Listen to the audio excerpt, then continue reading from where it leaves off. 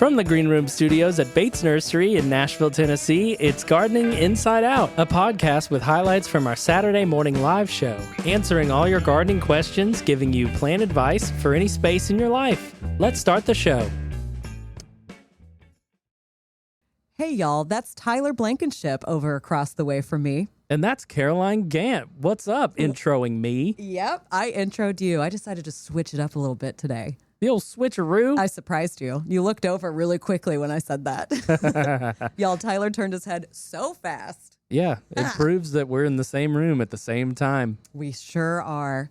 And we're in the same heat wave as everyone else right now. Yeah, isn't it lovely? It's lovely. You know what I did on Saturday? What? Bought a bunch of plants. Yes, you did. I saw you walk out and load them in your car. Yeah, I wasn't even thinking about that. If you watched the broadcast from this past Saturday that we will go into shortly, I bought one of the something sphere coreopsis, the ones I talked about that look like little marigolds, but you won't hear the Golden audio. sphere? Golden, I think golden sphere. Wow, They're so cute. They're incredible. Mm-hmm. And I bought, y'all, I've been wanting this forever, a cup plant. So it looks like, the flower looks kind of like a sunflower. It gets massive, and it's called that because where the leaves come to the stem, it holds water for all the little creatures out there. The little bugs and pollinators can get a little drink. Yeah, the official name is Solana golden sphere, and that is a great aspect of that plant. How about that? Back to the coreopsis. Yeah, it is, y'all, it's stunning. It's great. They're from Monrovia. We got them in, and I remember looking at it from afar saying, I need to bring that on the show, and I need to buy myself one of those.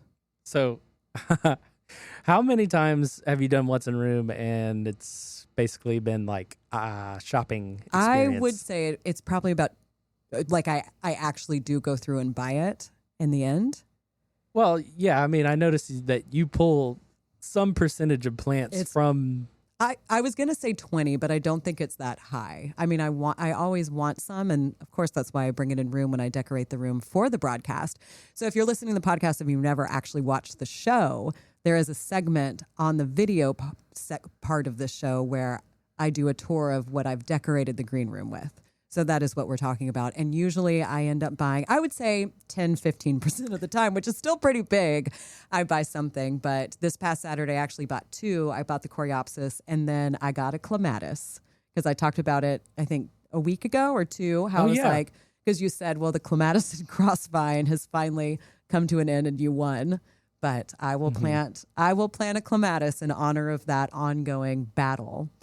But now the battle is in your own backyard. Now the battle has come to me. Yeah. I will be battling for this clematis to hopefully stay alive. But I did get, it's called Stand By Me, and it's a little, it's more like a bush form clematis. And it's bell shapes that turn down, which you know who would hate. Mm-hmm. Austin would be like, yeah, Caroline, why'd you have to buy one of those? But that's the one I wanted, so that's the one I got. Yeah. It's quite a different look. And, I like multiple blooms versus very large blooms. Yeah. You get better chances, right? And little bell-shaped blooms, yes, they turn down, but they're so cute. They look like little fairy hats. Oh, they do. Mm-hmm. They're adorable. You're going to have to start putting fairy hats on things around your yard. Maybe I your will. Cats, perhaps. Tyler, all of my cats, yeah. Yeah. Y'all. Hats for your cats. Hats for your cats.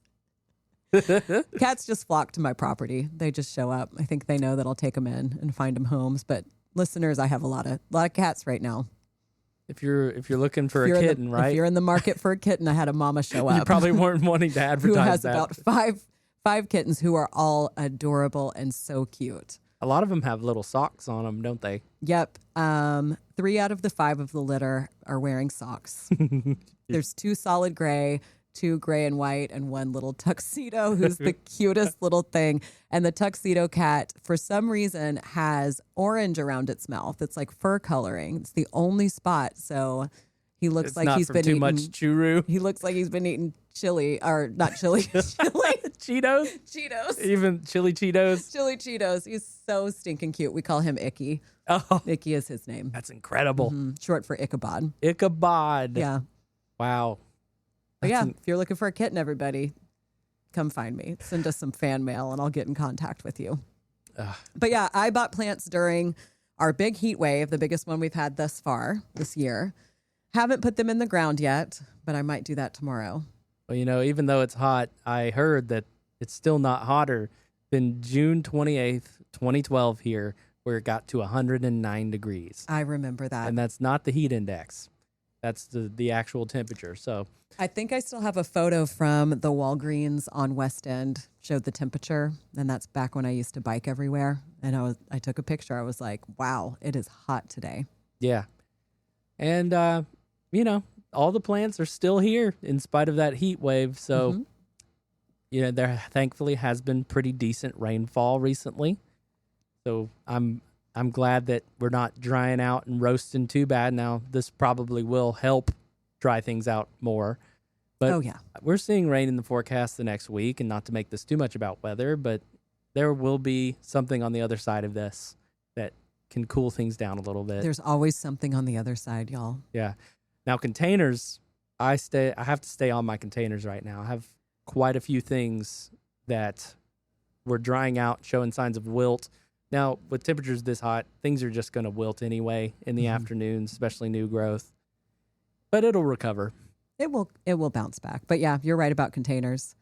I've been watering mine. And there's a couple I've been needing to water that I still have not watered. They're not really in the sun. They get hit with like maybe an hour of really, really early morning sun, but they're mad right now. Are they? Yeah. They still look fine, but they're a little wilty. It's my blue star fern. I've got some begonias. I've got a shade sedum and caladium. They don't look bad. They're not terrible. They're not dying. But yesterday I was like, I'm so sorry. I need to water you. I haven't done it yet. Is that the native shade sedum that you've got in there? It is. That's pretty water-wise, it sounds like. Oh, it is, but with the ferns in there. Ferns. Yeah, the blue star fern. Or it's actually a crested bear paw fern. I love it. It's so pretty. Yeah. But my water is also, I've been keeping it shut off, so I can't water. Oh. I don't know why I'm talking about this now, but I have a break in my main water line. And all day on my day off yesterday, I spent digging to find the water line, which I had somebody come out and locate it. And then I dug. But y'all, it felt good to find it. And I had all that practice from planting trees. I'm pretty good at digging holes at this point. Yeah. Mm-hmm. I'm glad you were able to locate that. That's something that's relatable to your average homeowners. Stuff pops up and you got to deal with it. Mm-hmm. You can't just let it go when you get a call from the water company that your water bill is almost $400 and you had no idea you had a leak. And yeah, you don't water plants that much to make it that high. Yeah, I remember thinking like, I don't think I've just let the hose run in the garden for, 35 days straight. If you did, you better catch it, right? Yeah, better catch it. Well, how's your garden doing? It's holding up really well. We're actually having discussions yesterday that it's dualistically like too much and also just right. Like, because there's patches of weeds that pop up and you don't want to pull the weeds because it's hot and you think, oh, I've got to redo certain parts. I mean, we have been brainstorming. We want to move the raised beds closer to the house. Mm-hmm. We'll probably do that this winter. And then what that area is back there, we might revert back to yard space. We're not really sure what we're going to do, but we're trying to make things a little bit easier to manage with our overall time, and that's what you got to do. Yeah, in any landscape. I'm kind of there as well. I was looking at my garden yesterday while I was out digging, and I have so many beds that it's just keeping on top of weeds. And I've got elm trees and silver maples and those throw saplings that latch in very quickly. And if you don't catch them, it becomes quite difficult to pick them out, especially if they're growing between yucca and prickly pear, which is my issue right now. And so I let them go last year, unfortunately, and now they are massive. And I think I'm actually going to have to just change up the beds, like dig up stuff this fall and then get all of those now trees out of there. Yeah, it's a reckoning. It's hard to stay on top of it when you've just created beauty, but too much of it. Yes. And you also being aware your neighbors have other things that you can't control what they're growing, like Rose of Sharon that reseeds. Rose of Sharon, yep. We've got now the hackberries are bordering, things like that. So I keep seeing those pop up in the garden. And morning glory. I love everywhere. I love the blooms, but it really wants to like spread anything everywhere. About it. Yes. So it's being managed, which is great. And I love the look of everything. I love the look of the native plants blending with the ornamental things. And I don't know. And the pond has been such a gift. We actually just recently, I have an old umbrella that we had over our little above ground pool that we had briefly in the backyard. That's now shading the pond since, this heat wave's so crazy. We've had a little bit of trouble with algae blooming in the pond. Mm-hmm. So we're like, we'll just throw this and then maybe we'll make like a structure or something that can shade it better. Yeah. Later in the fall. So a lot of plans cooking up for that. I have been enjoying okra. Oh, so you grew okra this year. I grew okra. It's grown in my strawberry bed. It's so pretty. Like it looks like a hibiscus. Yes. Mm-hmm. And it blooms just like a hibiscus too, multiple blooms a day, at least one. And then you get those lovely seed pods. It sets fruit so fast. It does. And you got to be careful because if it gets longer than like 6 inches, it changes its character. Mm-hmm. And it gets spiny. Gets tough. Yeah. So I've found, 3 to 4 inches is kind of the sweet spot. And then what I do is I coat them in butter and Cajun seasoning and throw them on my grill. The whole thing.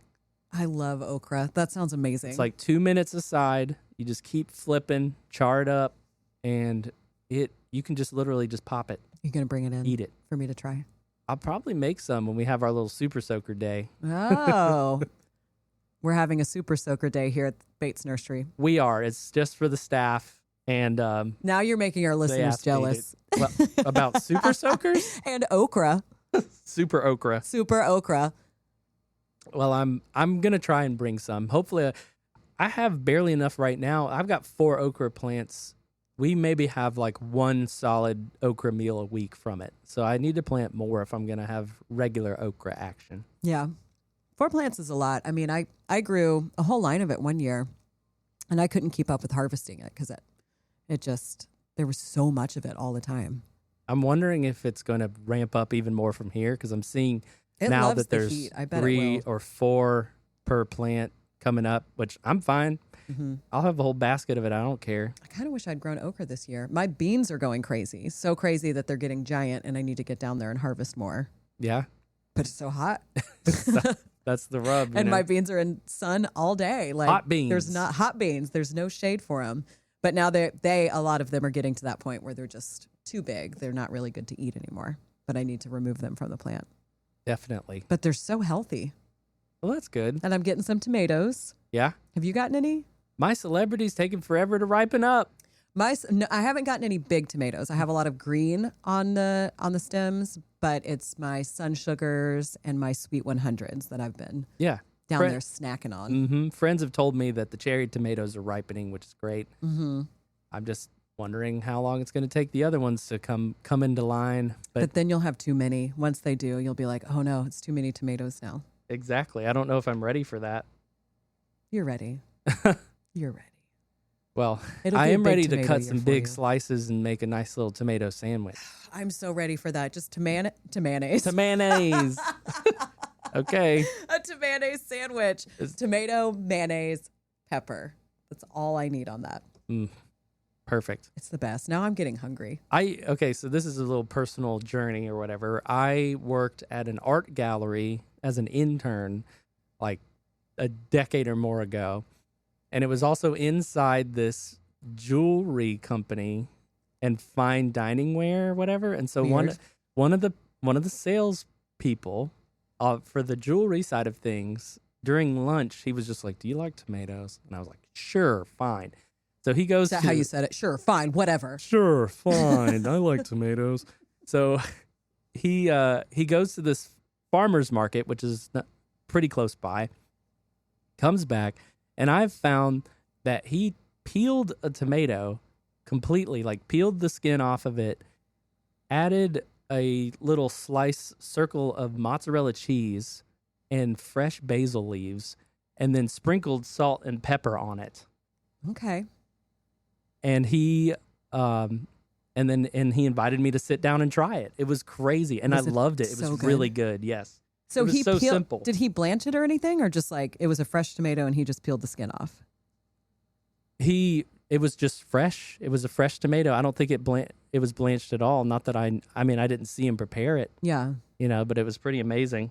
So yeah, it was a great culinary experience. And while I don't know exactly how it was prepared, I've still never think had about it all the time. I've never had that again. But I thought how nice. I mean, we worked together. I didn't know him that well, but he just wanted to hit me to this like caprese style thing that he had. That's nice. Very kind of him. It is. You're just making me so hungry. I'm so sorry. I keep wandering into the culinary realm. And of course, we've got this garden snack series, which Caroline and I have come up with. Y'all, we're dropping our first episode this coming Monday, so get excited. Garden snacks. Yes, we've already got 4 in the can with a 5th coming up later today. Again, recording, not released. Right. But we're very thrilled about the outcome. And those are just going to be small little mini episodes basically that we're going to release at the beginning of the week, because I know you guys miss us and you need to have more audio in your ears, more stuff on Instagram, Facebook.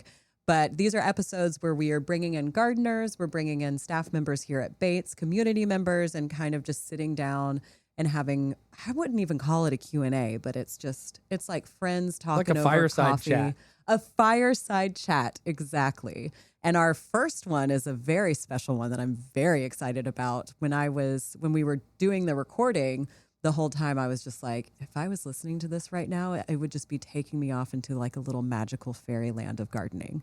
And that's going to be with Renee Bates, Yep. who you will actually hear in this episode today. That's right. And she was wonderful in talking about their garden space. Yeah. That they've kind of flipped from being just more of a ornamental yard to having more native pollinator habitat and nectar sources. So it's pretty cool. It's gorgeous. I actually was lucky enough to go over there this last weekend for Sarah Bates, who you've heard before. It was her birthday party. You got to see it for yourself? I got to see it for myself, and y'all, in person, it's stunning. Like Mark Bates, Shannon Poland of Sun and Moon, they all did a great job working together, getting that design done, getting the installation done.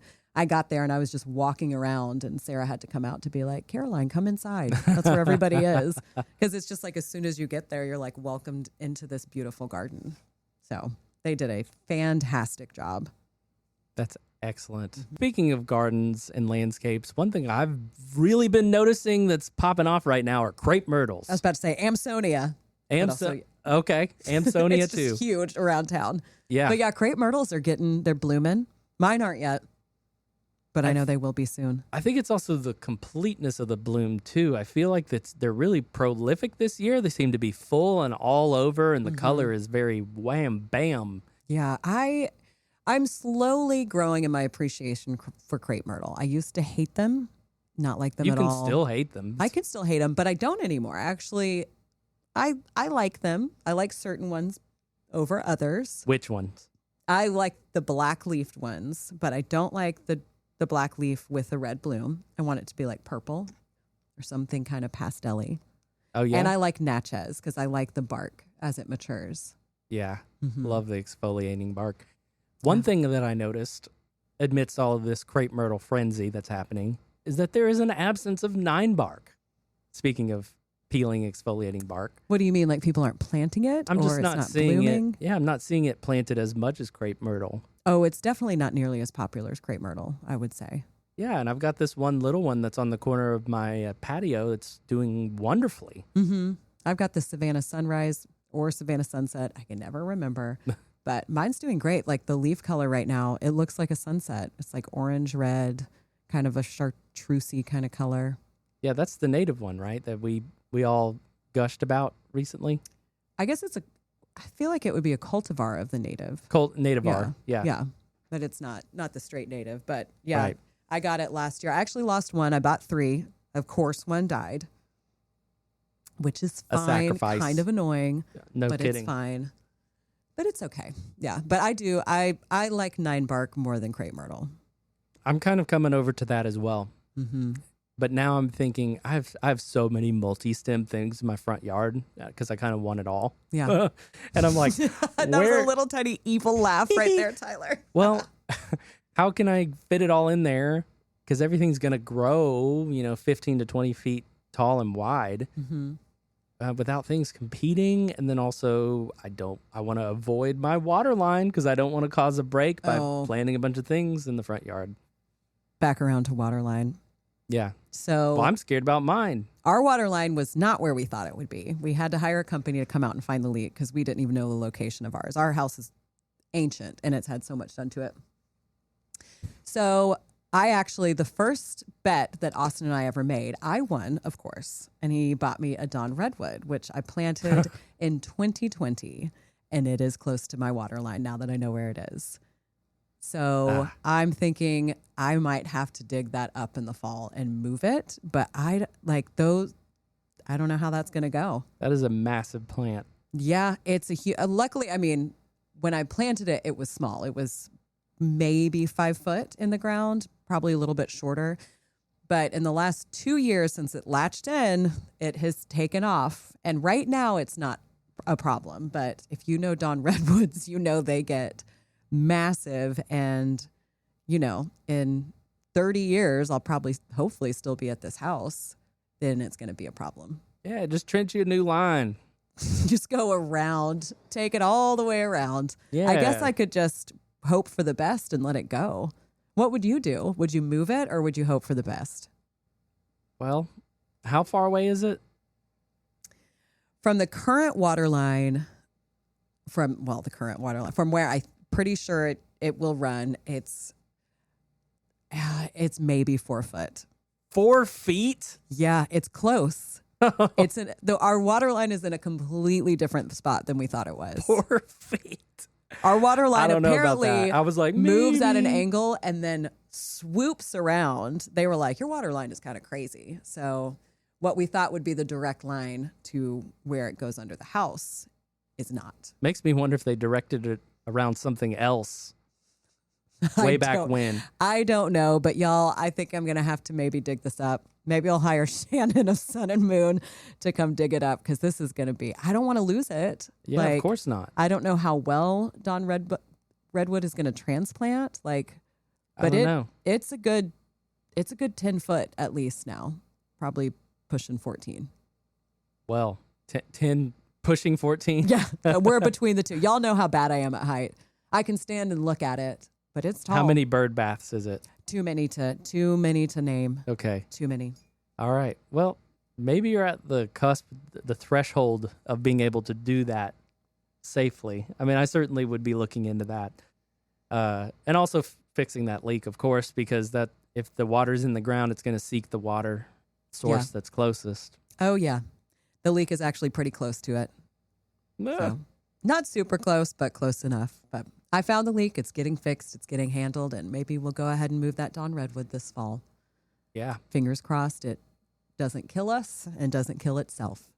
In another lesson of plant seeking water and roots, as I was redoing my pond, there's a gravel area that we kept maintained because that was originally going to be my greenhouse location when I was going to make a geodesic greenhouse dome. And so we left the gravel. And underneath that gravel grew the roots of the golden ghost Japanese red pine. Nice. That I planted nearby. And I did not realize that they were only like 4 inches under that gravel. Obviously love the water, I'm sure, from the rains that were soaking in there. Mm-hmm. But they went way further than the growth line of the plant. Yeah. Yeah. I'm a little concerned about digging this up, but it'll be fine. It'll be great. And you know what else is great? Episode from last week? This week's episode. Yeah. As we already talked about, we had a special guest who was Renee Bates on. She talks a lot about the landscaping they redid at their house, which I touched on a little bit. And we will be sure to put the videos and photos up on Facebook and Instagram so you guys can take a look at it. If you want to really watch the entire thing, check out the video broadcast from this past Saturday. But, yep, Renee Bates was here with me, Tyler, Josh Carey, and David Bates. Yeah. And thanks for your questions. We really enjoy answering them, live or not live. We have special guest in today, Josh. Really? Yes. She's I very think this is the first time ever. I believe you're right. Uh-huh. She is very special to me because 41 years ago, we were in Hawaii preparing to get married. We kind of had our honeymoon on the front end of we got married at the very end of the trip. So we lived in Sin for a better part of 10 days. And then we were married. Our dear departed friends, Alan B. Lou, put a Party together? They put it together, and it was really nice. And you know what? It worked. Did you have poi? It was probably available, but I don't remember eating any One poi. pea? One finger, two fingers? Actually, there's a lot of things about that evening I don't really remember, but that's another issue. Okay. So, but it was really a wonderful thing. And Who are you talking about? talking about Renee Bates, my wife. Welcome, Renee. Good morning. She was giving you the face there for Caroline Gant alongside today. Good morning. And, of course, Tyler Blankenship, who's the guy who is responsible That's for right. every good thing that happens and not responsible for any of the bad things. Yeah. Gravity excluded, and also me not turning on my Wait, camera. Tyler Cam is not here?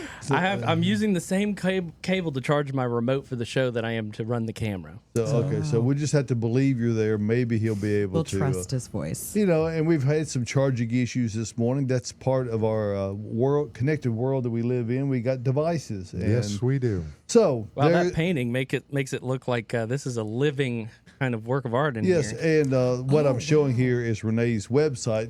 Renee's not on here specifically to talk about her art today, but we should talk about it a we little should. bit. Yes, I think so. Over at Renee Bates Artist, some of these images are so large, they're much wider. She does wonderful wildlife and animal, or her animal paintings, I think, are some of her best things. It's the ones that seem to be in most demand. 12 years ago, I think it was, that you started down this path. Did you not, Renee? I did. Okay. I did. Well, elaborate. Well, yeah, it was 12 years ago this month, actually, that I started painting. Oh, happy anniversary. Thank you. At the time, you were the executive director for the Friends Group of Greenways for Nashville. Is that correct? That is correct. See if my memory is right. Yes, it And is. she took a weekend with a now dear friend, Kim Barrick, a painting thing up at I did, up at Monteagle. Monteagle, Yeah, my right. mother had passed away in March, and it opened up some space in my schedule, and I had met this artist, and I had always wanted to paint, but I had been afraid of painting. I had taken some fine art drawing and was okay with that, but I'd met this artist, and I really liked her, and I saw that she was teaching up at the Assembly in Monteagle, and so I rented a little cabin and went up there for a week, and it was just marvelous. And Mother and I connected around birding, and there were birds everywhere. It was like she was saying, "I'm so happy you're doing this. You're in the It right was place." Very special. And then David came up, and we were both just enamored with that beautiful, idyllic community. So that's where it started. It is a lovely place, and and she has since learned, do not fear the art. No. I would say she's pretty fearless about it. She really, the amount of progress that Renee has made in her art over this past 12 years has been pretty remarkable. So, go to, he's got it up there on the screen. Go to reneebatesartist.com if you want to see it. Thank you. Better representations of it than we can actually do here on the big screen. A lot of different stuff. So check that I like out. that one. Yeah, but that is not why you are here today. No. So won't you give us your version of what that looks like? Well, thank you for inviting me. As you may know, we have done quite a renovation to our yard, and I wanted to put in more native plants and have less grass. And I believe you guys have shown some pictures of that in the past, and I thought I would give you a little update of where we are. We did most of that work last August. And it was really hot then. It was hot. It was hot, and I'm pleased with how it's come along. Oh, it's done really well, and of course we made the decision to put in a irrigation system, Cool. which makes life a lot easier, particularly on Renee. You know, I'll just put it out there right now. Now, we had a debate about this last night. I had nothing to do with it. Now, there's just some of the established plantings that were done before. I did all of that, you know, previous stuff, a big liripe bed and some Annabelle hydrangeas, and I planted a maple tree in the front yard. But beyond that, it's just Renee's deal.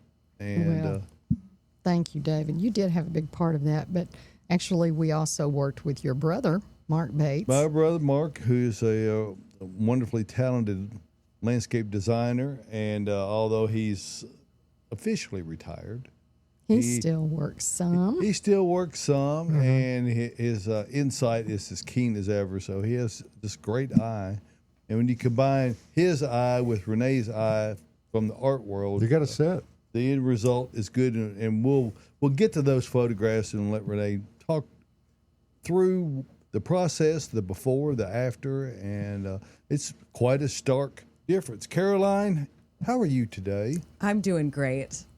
Well, she's doing great. This just in, folks. She's I'm doing great. fantastic.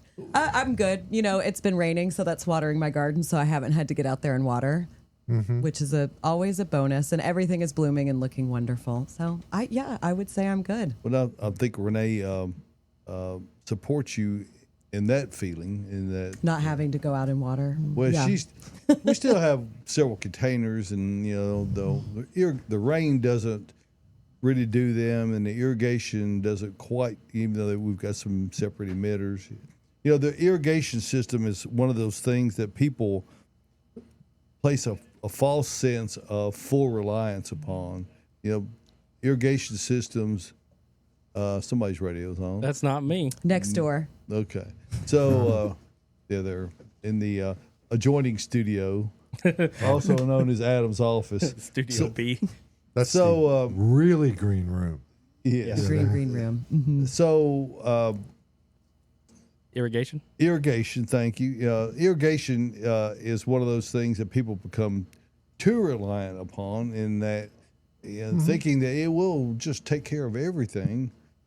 And it doesn't. There's always, and Renee's worked a lot with our irrigation contractor to tweak it and move heads and then adjust them, and to get it as close to 100% coverage as possible. I'm not sure that it ever really is. Has that been the way? Are we approaching that, do you think, Renee? Or It's definitely helpful to have leads, and when we complete the backyard, we'll have more leads, because I have many containers back there. Well, many is probably 5 or 6. I would But- say that's many. Yeah. And as you know, you're going to run your irrigation for the whole beds and everything less than you're going to need to water those containers, because containers dry out quickly. They do. Thirsty. I'm quick. always shocked. I'm bad at watering, and then I'll see my containers and they look real sad. I had to water my containers last night, actually, when I got home. So I did do that. Did do a little bit of watering. But we're getting some comments and stuff. Are we ready to dive into the show? let's do that. Let's dive on in. So, good morning, Joyce. We've heard from Joyce so far. It looks like Joyce was maybe out here. Joyce says, I hoped to see you, Tyler and Caroline, but was told you were taping the intro to the podcast. We missed you, Joyce, so you have to come back out. I am available to be a third. I'm not as knowledgeable as Austin, but I'm just as opinionated. Joyce, we might have to have you out sometime. Yeah. That would be a very, very good time. Yeah, we have an official show calendar now, and We have a calendar hanging on the wall and a Google calendar. Yeah, and so new is it that I have not assimilated into my knowledge base yet. And I asked Renee last night, so what are you doing in the morning? So what's going on for you tomorrow? Yeah. You said, So- well, I'll be where you are. Oh, and I think she initially took a little offense to it, and I understand that. I got a couple things going on, and that one hasn't quite moved fully onto the radar. It just happened to occur the Our very brides first have week. both been very patient through the decades Oh, of getting us up or No, putting up with us on Saturday mornings. It's been well, as Renee's already talked about, she only gets me up when I've already gone to bed. I see. And that's not intentional. She just, it happens. I'm a early to bed, early to rise kind of guy. So what you got, Caroline? Actually, I do have something to talk about while we're talking about, our calendar that we have and maybe possibly Joyce, you coming on. We do have a new project called Garden Snacks where we are releasing supplemental podcast episodes on Monday starting in July. So we're going to be interviewing people from the community. We're going to be talking with some Bates staff, hopefully all of them. We're trying to get them on board, but ease them into it because it can be a little nerve-wracking. Well, a lot of them have a fear of the camera for whatever and reason. This is not the camera. This is just audio only, and it's not live. So y'all be looking for that. Those should be dropping the second week of July. So whatever level of anonymity that the microphone affords you, you can retain that without, having to feel like that you're being judged. We can even give them a nickname. Well, we've already done a last initial. Yeah, we had Janet, and Yeah. Janet just wanted to be Janet L.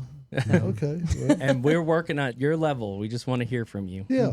So Okay. So it'll be a fun little thing that you can look forward to at the beginning of the week if you miss us a lot. Yeah, So you'll have 3 chances throughout the week to hang out with So us. if you have interest in providing some level of content for that, they can come out during the week. Now, Tuesday through Saturday would be the times right now where there might be opportunities. You guys are off on Monday, so that's not a good day to do it. We're closed on Sunday, so On Yeah. the south side of town, I'm always available. So, just Okay. let us know. Swing on by, Josh. We'll have and David. that calendar going. But let's go ahead and get into questions because, y'all, we do have some. We're going to start with our first question that came from Miriam, friend of the show. Good morning, Miriam. It's Miriam. The best intro song. So Miriam says, I've treated my beautiful ash trees for years. It's still healthy. Will I ever be able to quit? no.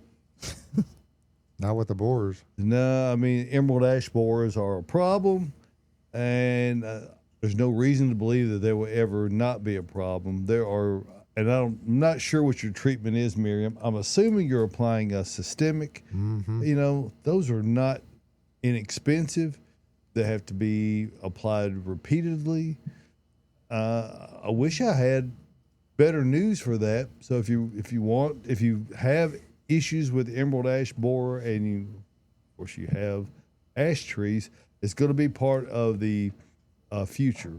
So you may get to a point where you go, I'm done. I want to let it go and plant something else. Well, that's the problem with ash trees. And Renee, who hikes much through all of the, Radnor Lake and Warner Parks, they've done an extensive tree cutting program to fell these trees because they are killers. Yeah. If they're left standing, they just fall, and they don't want that to happen when someone happens to be walking by. So it's scary. a dilemma.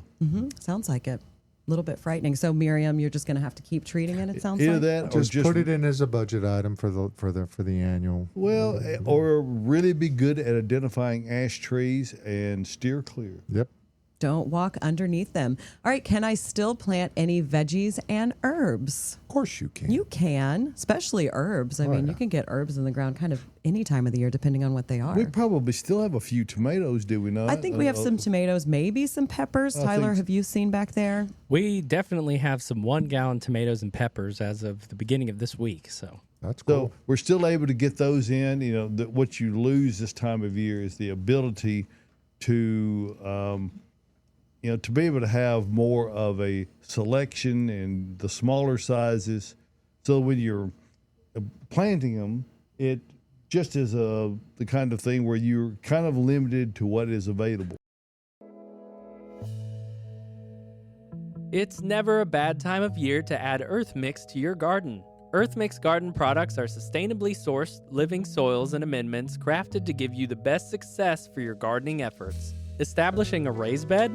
Use Garden Premium Topsoil Blend for an excellent performing growing medium for flowers and vegetables. Amend your gardens with their supernatural compost with all the nutrients needed to recharge existing soils. For houseplants, their Proganics Indoor Grow Mix is a fantastic potting medium that will feed for up to 6 months without the need for additional fertilizer. Earth Mix is sold only at independent garden centers, so head over to earthmix.net/find Earthmix to locate one near you. Success begins at the ground level when you use Earthmix garden products.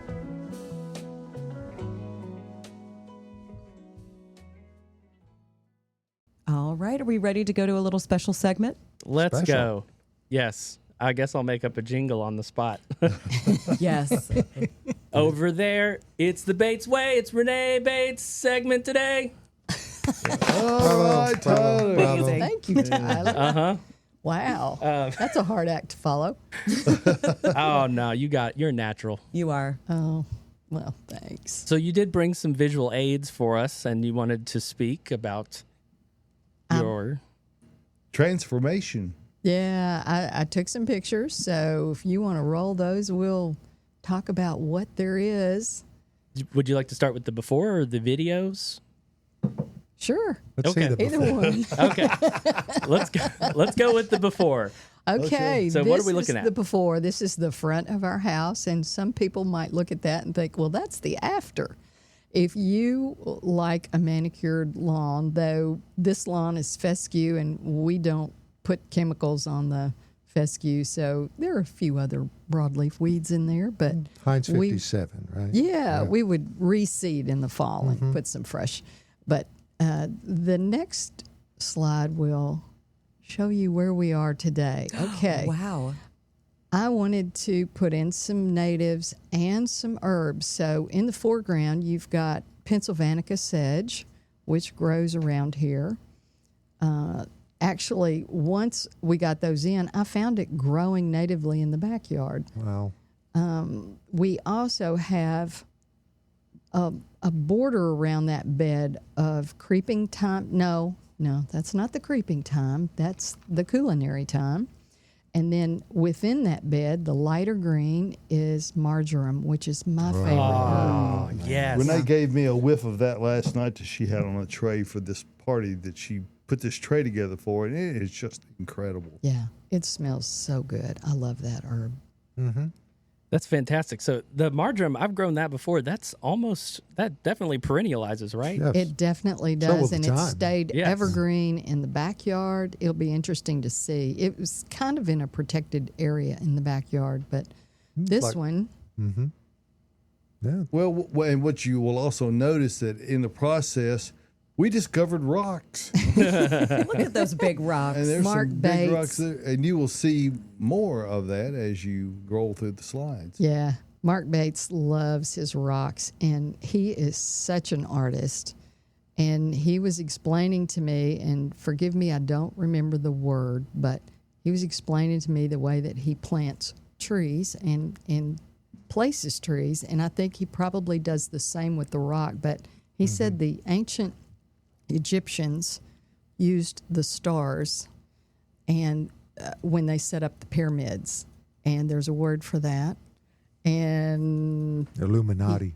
he uses he uses that same principle for spacing trees and rocks. And what it is, it's a pyramid shape, but none of the lines are the same distance.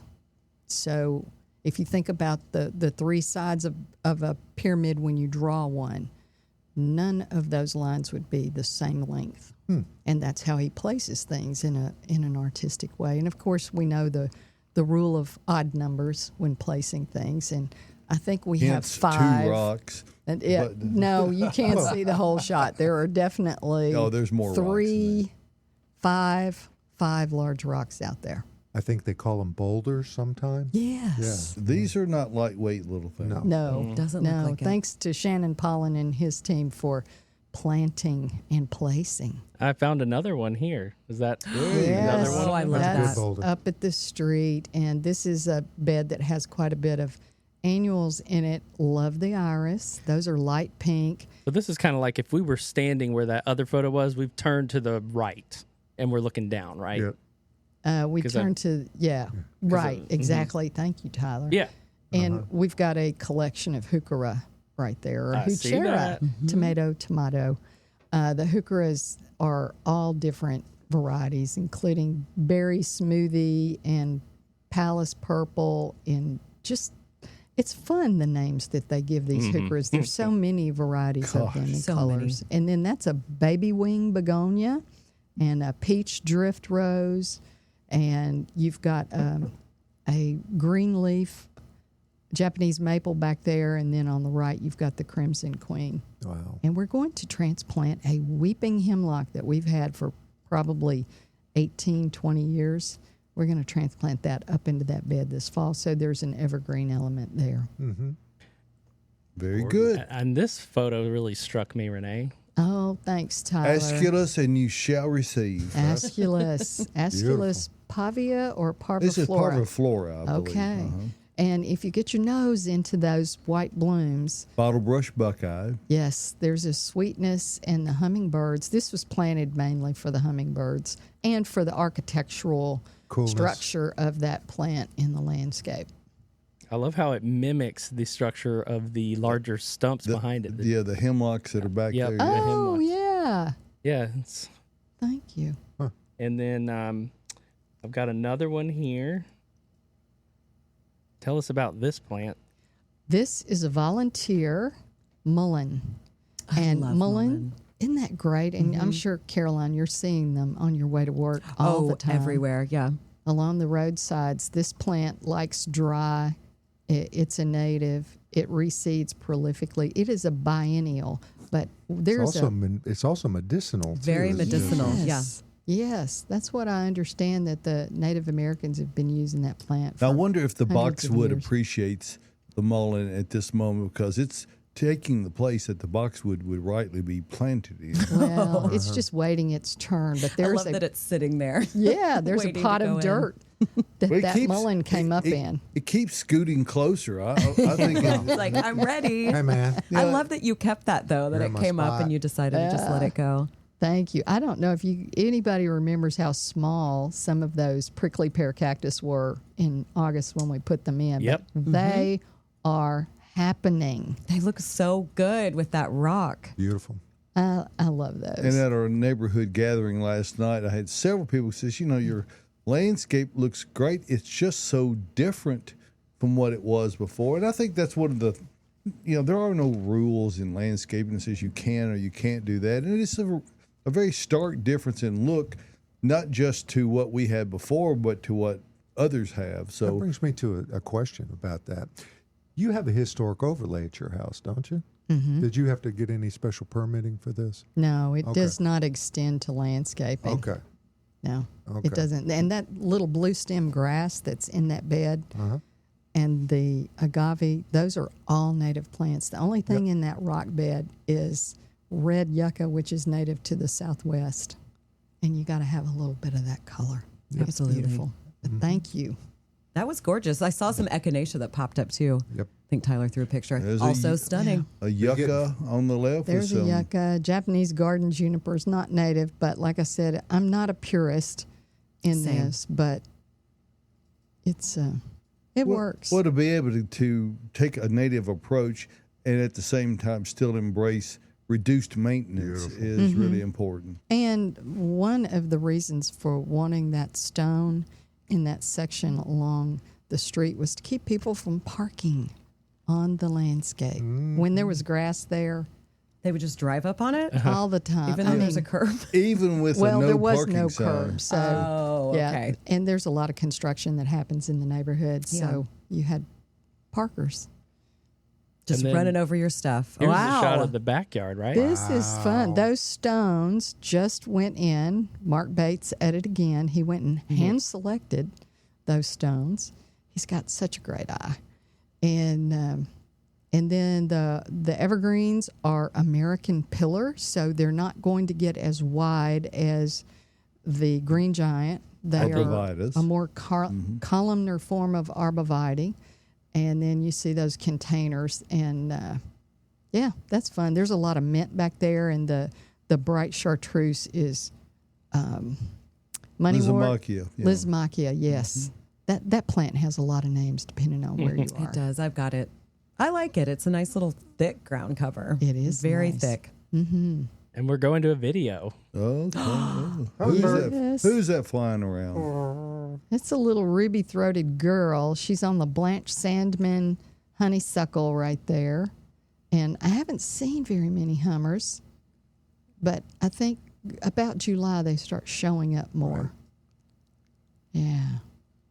Here she is again. That's where I really got to see what she was. She's coming to the lantana. There's like 3 different colors planted in that planter. What a cutie. And they make a little mouse-like sound. Do they? They do. Yeah, a little squeak. Oh my gosh. That's so cute. I love lantana too. You know why they hum, David? Yeah, they don't know the words. Yeah. Good one. You know, some say there ain't no cure for the summertime blues. But we say Bates Nursery is. Located in Nashville, Tennessee, Bates Nursery and Garden Center is a separate world unto itself. They feature the widest variety of plants, including trees, shrubs, native plants, perennials, houseplants, and specimen evergreens. Their knowledgeable staff will assist you with any gardening needs, catering to any experience level. Open year-round, and Caroline, tell them how to get here. Bates Nursery is located minutes from downtown Nashville off Briley Parkway, exit 19 in beautiful Whites Creek, Tennessee. You'll see it's worth the drive from anywhere. No time to visit the nursery? Shop online with delivery and pickup options available for the greater Middle Tennessee area at www.batesnursery.com. So if you want to learn a lot about living and a little about love, visit Bates Nursery and Garden Center, beautifying Nashville since 1932. We have a lot of live questions and comments in, so let's go ahead and roll into that. So our first is going to come from Kevin. Kevin says, any advice to ensure getting good watermelon harvest? Don't let the raccoons eat them all, because that's what happened to me one year.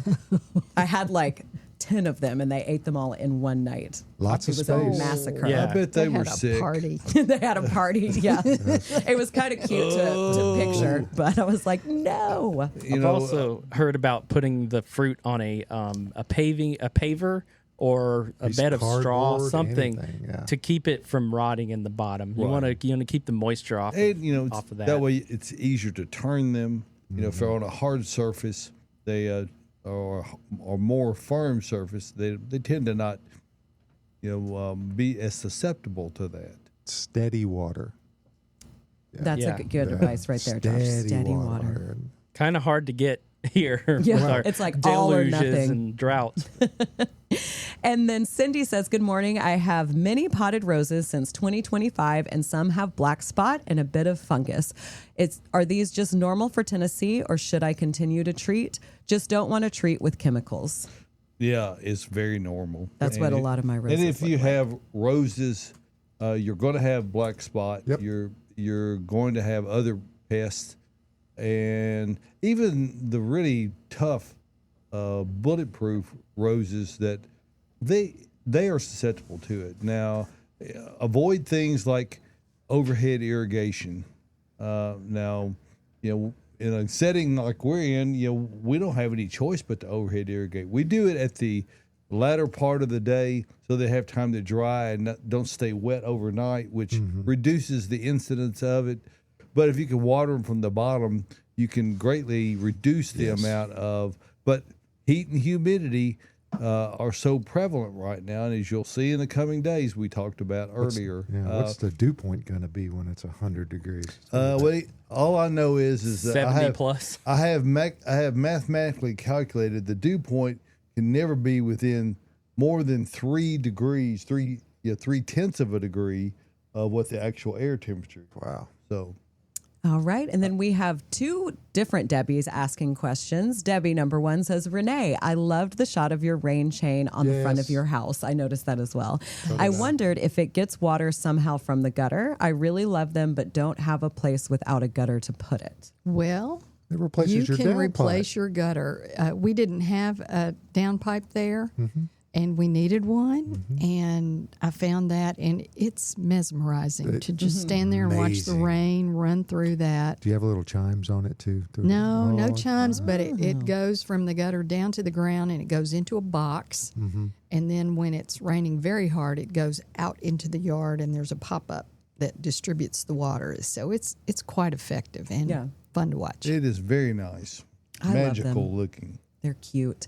And then Debbie, number 2, says, sometimes when I move potted plants, there's an unbelievable amount of ants, and they seem to have some white on them.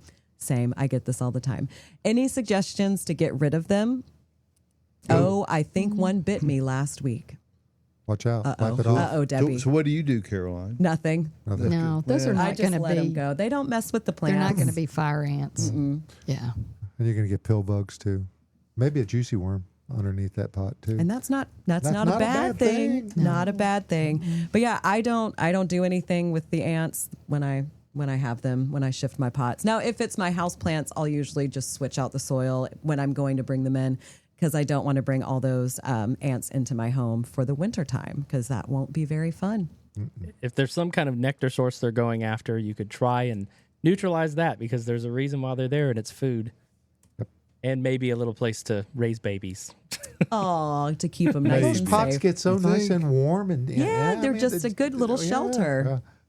Maybe not the answer you wanted to hear, Debbie, but yeah, they're not just gonna ants. kill your plants. They're Nah, just they're ants. not fire ants. They're I mean, just, they haven't killed my citrus, and they're living with them pretty well. And then our next question is about a smoke tree, which, Renee, I know you have a lot of experience with. David talks about it often. When is the best time of year to severely cut back my smoke tree? Don't you That's do that? David's favorite word in pruning, severely. well, people are so cautious. They think they're going to kill something by cutting it. If you're going to do it, right? And admittedly, Renee is adverse to that. This is one of those issues where we don't come to blows. However, we have a difference of opinion. Not on the smoke bush, though. No. The one that we had out front, I would trim it back. Well, and In you the used spring, used I would for trim it cut. back in the middle of summer. I don't think with the smoke bush, if you don't mind sacrificing blooms, if you do want it to bloom the next year, then pruning it, what would you say, before July the 1st? Yeah, probably. But you use it a lot as an additive to arrangements in the house. So you'll cut a stem or two and bring those in and put them in with flowers, which it looks really great for Yes. that. They don't hold up a long time, but if you've got one smoke tree, they're going to key Prolifically their growing machine. So you're not going to exhaust them by doing that. As far as pruning them goes, the flowers on them they might be significant to some. They're not to me. And so if you want to have, good flowers, just let them go through the flower cycle, and then you can cut them at the end of the flower cycle. And then with most anything, if you want to know when the best time to prune it is, if it's a flowering plant, once it completes the flower cycle, then you can safely cut it. It'll regenerate the new growth, and the flowers will come off of the new wood that emerges from it. And David, wouldn't you say generally things in your yard that are going to need pruning need to happen by August the 1st so that the new growth has time to harden off before cold weather hits? It's generally a good idea, yeah. And you don't want to have a lot of juvenile growth that is susceptible to frost and freeze damage. And, Like happens at Christmas time every decade or 12. Well, those things happen, but the main thing is trimming is not your enemy, and the plants don't feel it. And if you've got a branch that's in the way or it's getting out of bounds from where you want it, cut it off. It really doesn't matter that much. You're not sacrificing, but just a small amount. Yep. Yeah, cut it off. Tell me what I need to know about zinnias. You need to plant them because they're one of the best annuals, I think. I do too. Yes, Josh and I love them. I mean, what you need to know is full sun. That's about it. I mean, there's dwarf varieties. There's some that get really, really tall. The biggest thing I've learned is that you want to make sure you plant your seeds at the right depth, especially for the taller ones, because they do get really heavy. And if you're not in the soil enough, then they will start to fall over. But I mean, great cut flowers, great for our pollinators. Long-lasting blooms too. Yeah, into fall, they'll keep blooming when everything else is tired and bloomed out. Now, do you grow those all from seed or from little From start? seed. Okay. Yeah, and a lot of times I'll just let mine reseed and don't even have to buy them anymore if I keep them in the same bed. They pop up in just little odd places too when you just let them go. They're so cute. I'm the biggest fan. I love them so much. So plant them, yes. Sharing this from my garden this morning. Look out. Ooh. This is a cactus zinnia Ooh. that I sowed from seed, and look at that color. Oh my God. Incredible. Yeah. And such a variety of shapes, I mean, and sizes. Yeah, you can get anything, even like solid green blooms. They even have those. All right, we got a crepe myrtle question. My crepe myrtle has this old white film on it. Will it kill or spread to other plants? Yeah, and it won't necessarily spread to other plants unless they're also crepe myrtle. You're probably getting powdery mildew, and again, it requires application of a fungicide. Which will it kill them? No. It just makes the foliage look bad. Again, you might be running sprinklers or whatever that's keeping the foliage wet during the evening hours, which is, really promotes the growth of the fungal things, whatever they are. So avoid that.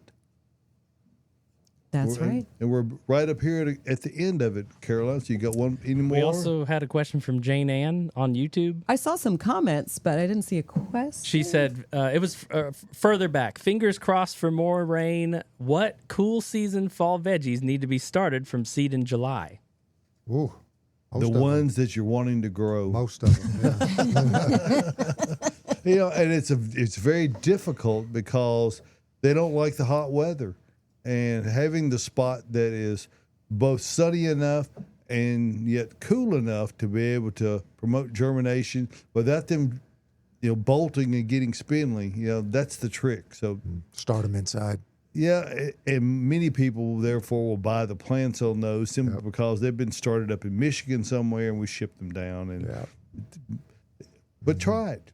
You're not risking much. It's also important to look at the seed packet too and see what's your days before harvest. Right. So and count that to usually our first frost, and then cross-reference that with bolt tolerance with the heat here, and you've got a plan. Yeah, and generally speaking, our first frost date is sometime after October 15th. Yeah. So And go ahead right. and plant the one cabbage for the sacrifice, because you're going to lose a couple of them. So plant a few.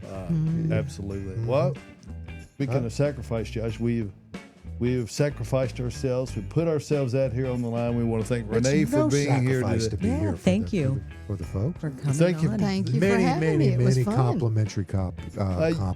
on Go that. out to ReneeBatesArtist.com and check out her artwork. I'm bragging stuff, on her. folks. She's my bride. She's really good. Thank Check it you. out. And I have a show coming up, shameless self-promotion, in Monteagle if you're around between July 3rd and September 19th.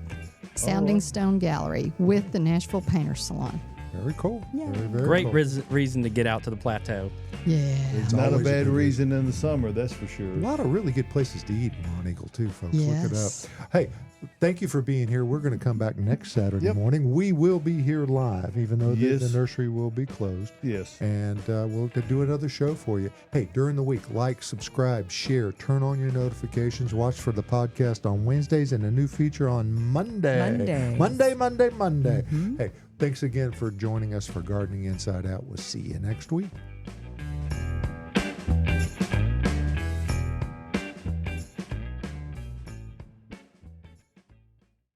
Tyler here. Gardening Inside Out podcast is looking for sponsors for 2026. If you have a business that's plant and gardening related, or if you know of one, please get in touch with us at gardeninginsideout@gmail.com.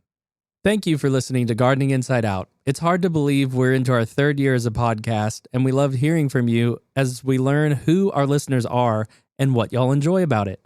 If you love the show, we greatly appreciate any likes, follows, shares, or word of mouth recommendations. If you've already done so, thank you for your support. There's many ways to get in touch with us, so Send us a text with the fan mail feature or email gardeninginsideout@gmail.com. Happy gardening and see you next week.